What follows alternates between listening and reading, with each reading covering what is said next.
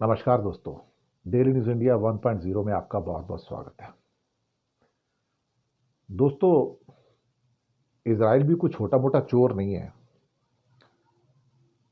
और अच्छी खासी चोरी की एटम बम बनाने के लिए। फ्रांस की टेक्नोलॉजी चोरी की और अमेरिका से तो एनरिच्ड यूरेनियम ही चोरी कर लिया। जी हाँ, ये जो चीजें निकल कर आई सीक्रेट बहुत सारी।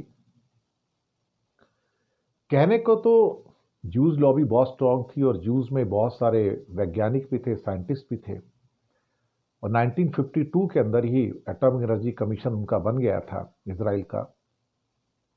1957 में फ्रांस के साथ सौदा भी किया था और 1991 में मुझे लगता है कि कुछ और भी समझौते किए गए थे जो अमेरिका से भी गुप्त रखे गए थे। एक्चुअली फ्रांस ने काफी मदद की इजराइल की, लेकिन इजराइल को रिसोर्सेज की, एनरिच्ड यूरेनियम की और टेक्नोलॉजी की बहुत जरूरत थी। तो दो प्रमुख देश जहां से इसने चीजें चोरी की, डिजाइन चोरी किए, टेक्नोलॉजी चोरी की, यूरेनियम चोरी किया, वो थे अमेरिका और फ्रांस। जी हाँ, अमेरिका में जूस साइंटिस्ट का एक नेटवर्क बनाया गया और उनका काम था कि क्लासिफाइड इंफॉर्मेशन, जो गुप्त इंफॉर्मेशन है, उसको इजराइल तक पहुंचाया जाए। और चूंकि वहां पे जूस की पहुंच काफी थी, तो जासूसी के द्वारा उसने ये डॉक्यूमेंट्स जो थे ये उड़ाने शुरू किए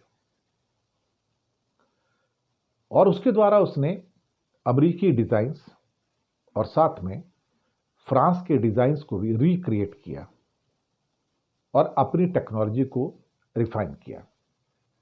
यानी कि जो टेक्नोलॉजी अमेरिका के पास थी और जो फ्रांस के पास थी, उसको रिक्रिएट किया, उसके ब्लूप्रिंट्स को चुराकर। अब ये बात तो सही है कि 19 जुलाई 1969 को अमेरिका के सिक्योरिटी एडवाइजर हेनरी किसिंगर, जो बाद में विदेश मंत्री भी थे, उन्होंने लिखा था कि सारे एविडेंसेस हैं, सारे सबूत हैं कि जितनी भी एनरिच्ड यूरेनियम की मात्रा थी वो इलीगली इजराइल ने उसको स्मगल किया। एक बुलेटिन ऑफ एटॉमिक साइंटिस्ट की 2014 की रिपोर्ट आती है जिसमें एफबीआई और सीआईए के डीक्लासिफाइड डॉक्यूमेंट से पता लगता है कि जो न्यूमैक है, जो कि बेसिकली वहां की यूरेनियम और परमाणु सामग्री की एजेंसी थी, अमेरिका की ऑफिशियल, वहां पर जो एनरिच यूरेनियम था उसकी चोरी की जाती है। और चोरी भी छोटी मोटी नहीं भाई साहब, बड़ी चोरी थी। 200 से 600 पाउंड 200 से 600 पाउंड एनरिच्ड यूरेनियम की चोरी। और ये काफी टाइम तक चलता रहा और इसके लिए कई नकली कंपनियां भी उसने स्थापित की और कई फर्म्स बनाई। इनका दरअसल एक ही काम था कि किसी भी किस्म का कोई इंटरनेशनल कंट्रोल है, कोई एक्सपोर्ट कंट्रोल है, कोई इंटरनेशनल इंस्पेक्शंस हैं, उन सब से कैसे बचा जाए। और अपनी जो डिमोना प्लांट है, उसका न्यूक्लियर प्लांट, जिसके ऊपर ईरान की बमबारी की बात चल रही थी, उसके अंदर ये सब चीजें पहुंचा दी। मटेरियल्स, ब्लूप्रिंट्स, टेक्नोलॉजी के ब्लूप्रिंट्स, एनरिच्ड यूरेनियम, मटेरियल्स और मशीनरी के सारे जो भी हो सकते थे, ये मिली भगत से सब कुछ किया गया। आज उसके पास करीब सिपरी की रिपोर्ट के मुताबिक 90 एटम बम है। लेकिन ये सब कुछ होने के बावजूद भी, जहां अमेरिका की सीक्रेट रिपोर्ट्स होने के बावजूद भी, फ्रांस की सीक्रेट रिपोर्ट्स रिवील होने के बावजूद भी कि फ्रांसीसी डिजाइनों को इजराइल ने चोरी किया, इसके बावजूद वो दोनों देश इजराइल को सपोर्ट करते रहते हैं। तो मिली भगत कितनी हो सकती है अंदर से, आप समझ सकते हो।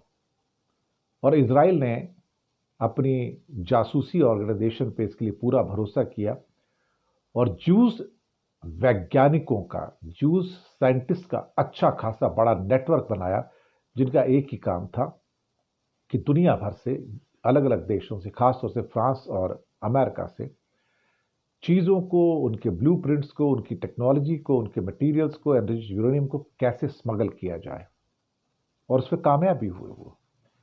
तो जितना भी जो आपके सामने आज लोग कहते हैं कि इजराइल के पास टेक्नोलॉजी है और सब कुछ है, ये सब चोरी की है, डकैती की है। और वो जूस अभी भी अमेरिका पे राज कर रहे हैं, जिन्होंने इन सब की चोरी की थी, डकैती की थी और स्मगलिंग की थी इन सब चीज़ों की, इजराइल तक अमेरिका से पहुंचाने में। तो भैया यहाँ दूध का धुला तो कोई भी नहीं है ना, और इसके सारे साक्ष्य यानी कि एविडेंस मौजूद है अमेरिका में। उसके बावजूद भी अमेरिका उसी को बचाने को जाता है। कभी कभी ऐसा ही होता है साहब दुनिया में। शुक्रिया आपका बहुत बहुत।